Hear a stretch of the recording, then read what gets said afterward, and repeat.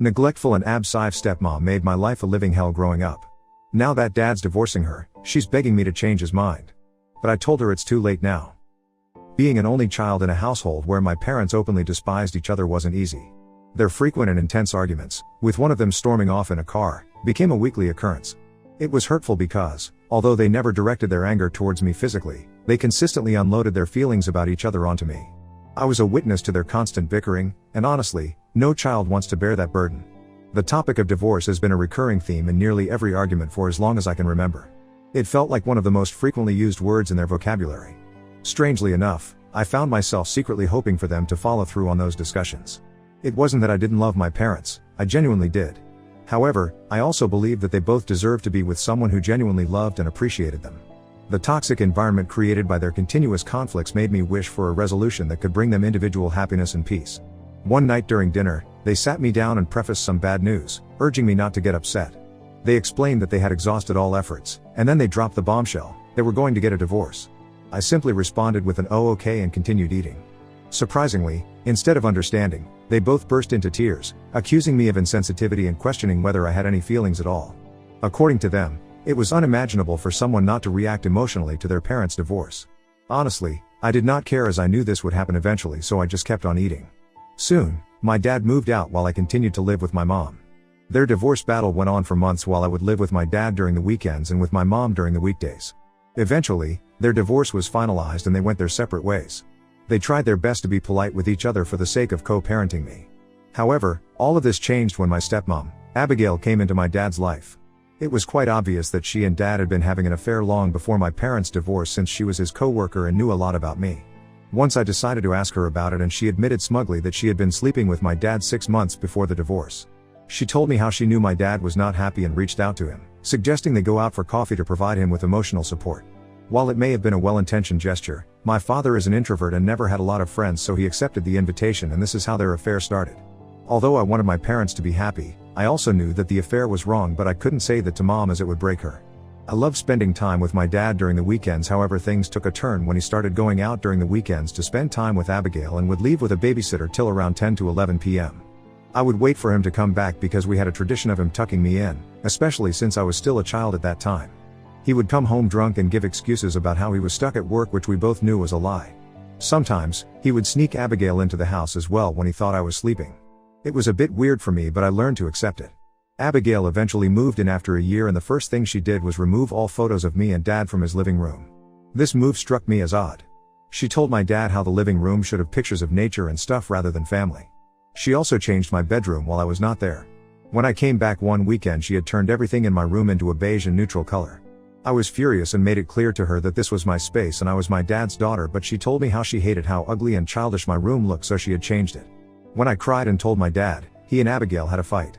She screamed that I should just stay with my mother if I had so many issues, and that she and dad should start a new life together without me throwing a tantrum about it. I remember knowing then and there that she was going to hate me forever, and she did. One weekend when my mother was dropping me off at my dad's place, he informed us that he and Abigail had gotten married that week. It was apparently a last-minute decision. We were shocked to hear that, since Abigail had never even bothered to talk to my mother or even acknowledged her presence, but now she was a part of our family.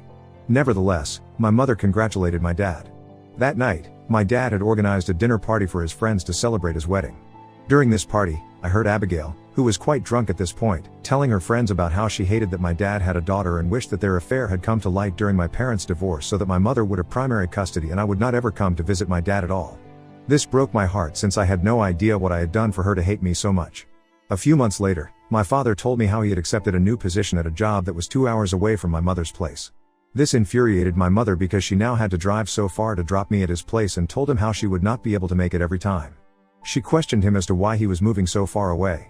This is when my dad then told us about how his new job was going to pay him 3 times more than his current job. He did feel guilty about living so far away from me, so for the next few weeks, my parents talked, and in the end, they decided that I would start living with my dad, since he was going to be shifting to a better district with much better schools. I did not like this decision at all, since I already had friends in my current school, but my dad convinced me that I was going to go to a high-end school with better opportunities. Despite my initial reluctance, I eventually agreed to move in with my father. The transition to my father's new place came with its challenges. The distance between my parents' homes made it harder for my mother to visit me, but they both thought this was the best decision for my future, since I was joining a superior school. My father's job was demanding. He would wake up at 6 a.m., leave by 8 a.m., and didn't return until 8 p.m., so he would have no idea what went down between me and Abigail. At the time of the move, I was about to start 10th grade, a challenging period compounded by the fact that I was entering the school after everyone had already formed friendships in 9th grade. As a student, I was quite reserved and introverted just like my dad, so I didn't know how to make new friends. I was also struggling with terrible insomnia at that time, which was maybe because of my anxiety, but I would hardly be able to sleep until the wee hours of the morning. This would lead to occasional missed bus rides, and unfortunately, Abigail was always unwilling to drive me to school. As a result, I had to walk 2 miles and would then end up being even later than I already was. While it was true that missing the bus was completely my own fault, I still wished she would have had some compassion for me when I was clearly struggling. She would also refuse to cook for me except for dinners when she knew my dad would be home, and then she could act like a good person in front of him. This is exactly when I started eating a lot of junk food in my life, which I would buy with my lunch money that my dad would have left for me every day. I was clearly not doing well, and instead of helping me, she would make fun of me, saying how I looked like a pig and how I was clearly looking to be bullied. She would not help me with any homework or doubts I had by saying that she was not my mother. I would wait with bated breath for my dad to come home, after which I knew that she would treat me normally. She would yell at me if I didn't make my bed perfectly, or if according to her there was dust on my study table, even though I would clean it regularly. If I cried due to her yelling, he would tell me that if I didn't like it then I should just move back in with my mother because I was being bratty. Every day she would remind me how this was not my house and make me feel like a guest. As you can imagine, I was depressed and anxious and would have panic attacks. No one understood me. My dad was too busy to see the truth, and I was afraid of telling my mother and causing another big fight between my parents. Once, when things became too hard and I could not take it anymore with Abigail, I decided to run away to my mother's place. I had been saving up money that my grandparents had given me for Christmas, so I decided to book a bus ticket and packed a few things so I could go away. My mother was shocked to see me at her doorstep, since she and dad had been calling everyone like crazy trying to get in touch with me. I cried and hugged my mom, and it felt like I was finally at home. She knew instantly something was wrong. When she found out what Abigail had been doing, my parents had a huge fight. My dad refused to accept that Abigail had been doing all this to me and told my mother how I was just over-exaggerating, which made me cry even harder. When my mother threatened to take this to court, he finally listened to her. He promised us that he would talk to Abigail and get to the bottom of this. As you can imagine, my dad did discuss with Abigail and found out how she had not been giving me any food while he was out, and he shouted at her a lot. I don't know what happened, but he came over the next weekend to pick me up and told me that Abigail was very sorry and this wouldn't happen again.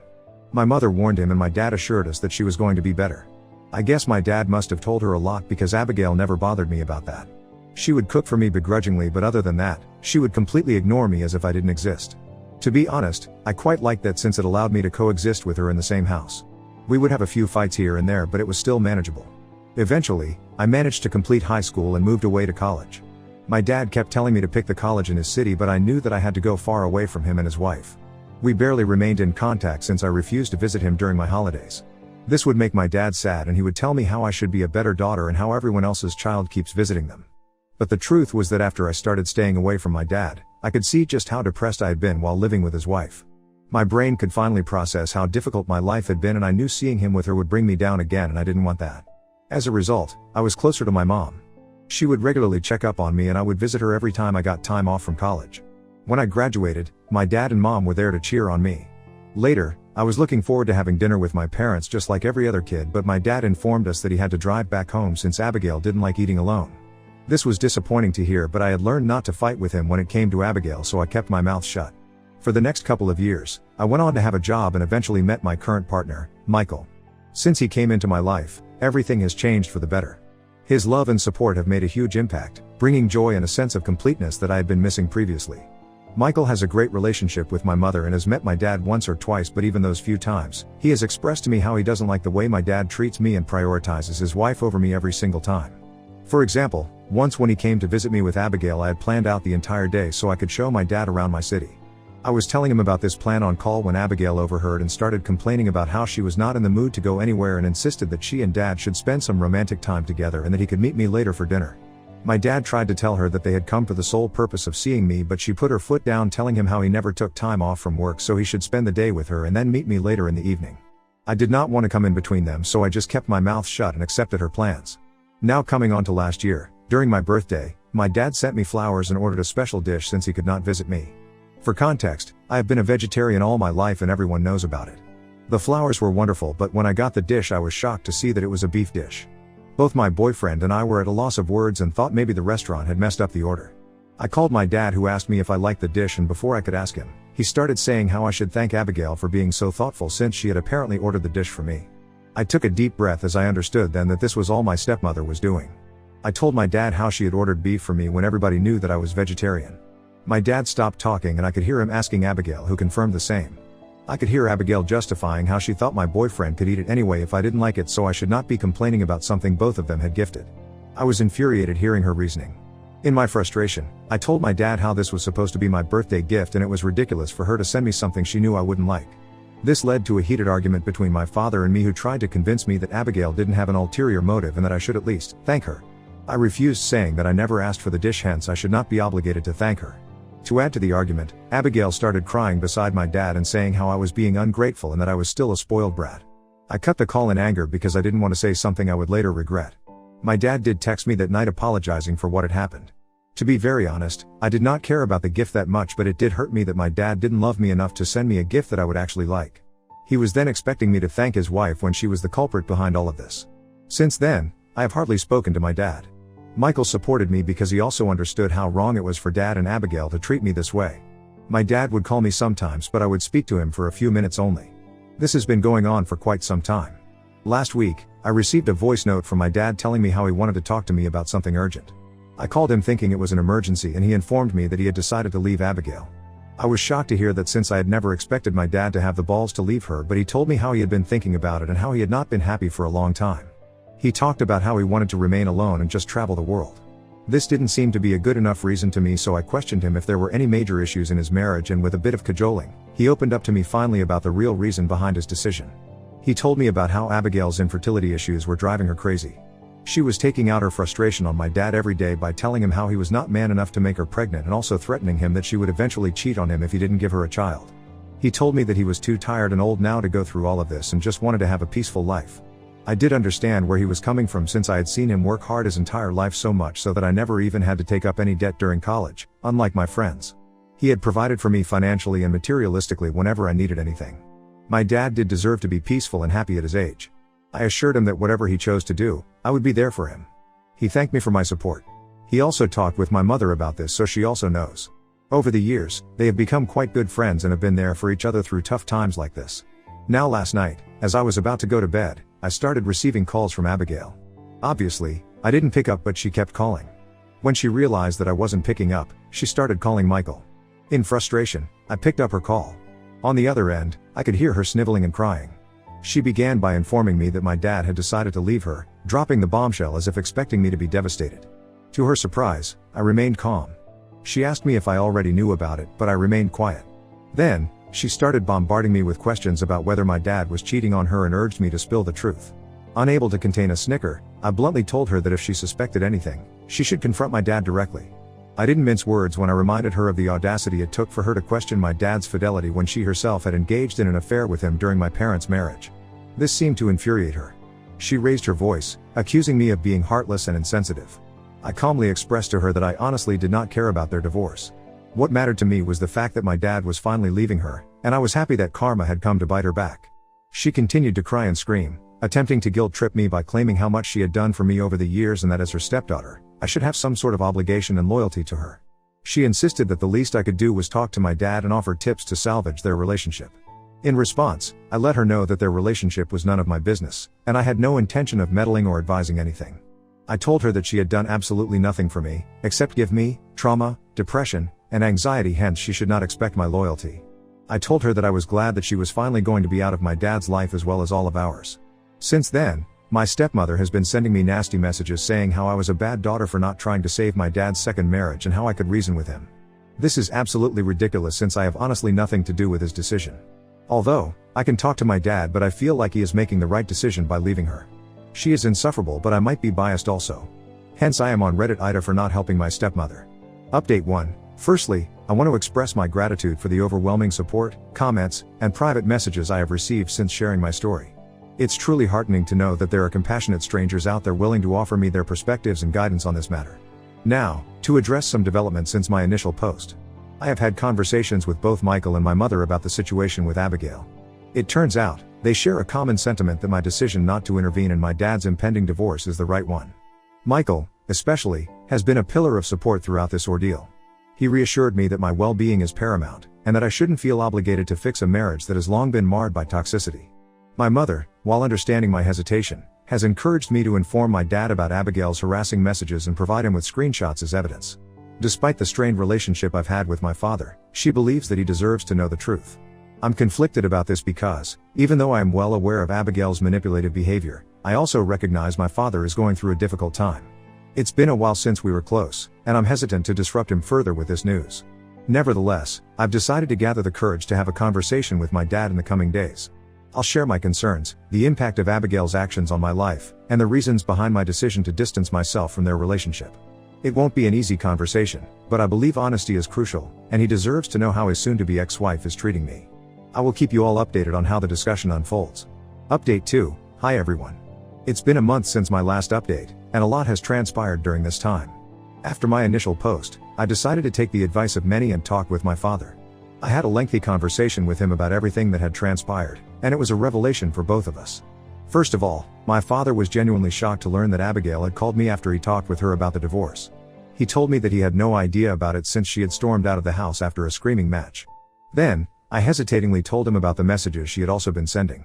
He was appalled and angered by her actions, particularly the vile and nasty things she had been saying to me. He insisted that I immediately send him all the screenshots, stating that he would forward them to his lawyer as it might come in handy during the divorce, and told me that he would be talking to her about it. He assured me that this won't happen again. Then, he opened up to me about the real reasons behind Abigail's desperate attempts to salvage her relationship. It turns out that when they got married, they had signed a prenuptial agreement. My dad had learned his lesson from his divorce with my mother, so he didn't want to go through all that again. Hence, in the event of their divorce, she would be entitled to nothing, which explains her resentment and anger. This is why Abigail was hoping that by manipulating me, she could somehow influence my father to reconsider the divorce, saving her from financial loss. I had no prior knowledge of this prenup, and I expressed my approval of his decision to protect his assets. He then told me how her entire family had been calling and abusing my dad for the past couple of days by telling him that he should pay Abigail half of his assets even though they had originally signed a prenup, since she had stuck by him all these years and deserved monetary compensation. I told my dad that I hoped he would do no such thing, since Abigail could have continued to work and earn money for herself, but she chose to leave her job immediately and stay at home the whole day for all these years. My dad assured me that he wasn't going to be influenced by them and that the prenup was ironclad anyway. We continued talking, and my dad disclosed that he had moved out of their shared place because he couldn't endure Abigail's screaming matches any longer. He was currently living in a motel, trying to find some solace away from the toxic environment. He did ask me about Michael and my work. Overall, my dad seemed to be doing okay, considering the circumstances. It was a relief to see that he was taking steps to free himself from an unhealthy and unhappy marriage. Update 3. Hey everyone, it's been quite a ride since my last update, and I have to share a major revelation that has honestly left everyone shocked. My dad recently found out that Abigail has been cheating on him for the past year. Yep, you read that right. Turns out, she's been having a little rendezvous with one of her friend's husbands. Classic, right? I swear, sometimes reality is stranger than fiction. Apparently, Abigail would use the guise of going out for girls' night to secretly meet up with this guy. It all came crashing down when her friend stumbled upon their chats, where Abigail was practically forcing the poor guy to leave his wife so they could ride off into the sunset together. The friend, rightfully furious, confronted her husband about the whole mess, and he spilled the beans on the affair. The friend then drove straight to Abigail to confront her about all this. Abigail, true to her character, obviously refused to accept her mistake and instead blamed the friend for her husband cheating on her. In anger, the friend decided to reach out to my dad since she already knew they were getting a divorce. The friend informed my dad about everything and even told him how she was leaving her husband after this. When my dad dropped this bomb on me, I have to admit I was shocked, but, in a weird way, not entirely surprised. Abigail has also reached out to my dad, attempting to justify her actions by blaming him and saying how her infertility issues had compelled her to do crazy things. My dad, though, does not care about her explanations and is having none of it. The divorce proceedings will continue as decided. Update 4. Hello wonderful people, it's been 6 months since my last update, and this time I am back with some positive news. My dad is finally a free man, living his life, and doing remarkably well. After the divorce was finalized, he kicked Abigail out of his home. We have all collectively blocked Abigail from our lives. No more drama, no more toxic messages, just pure, blissful peace. Honestly, it feels like a weight has been lifted, and the air is clear again. On the home front, things are surprisingly harmonious. I make it a point to regularly check up on both my parents. It turns out that a little distance from the chaos has allowed all of us to rebuild a healthier connection. Michael and I are taking our parents, my folks and his, to a retreat where we can all bond and create some beautiful memories together. We want to see how well our families gel. My parents are on board, and they're looking forward to this family retreat. On a more personal note, Michael and I are having serious conversations about marriage. It's an exciting prospect, and I can't help but feel a surge of joy at the thought of building a future together with him.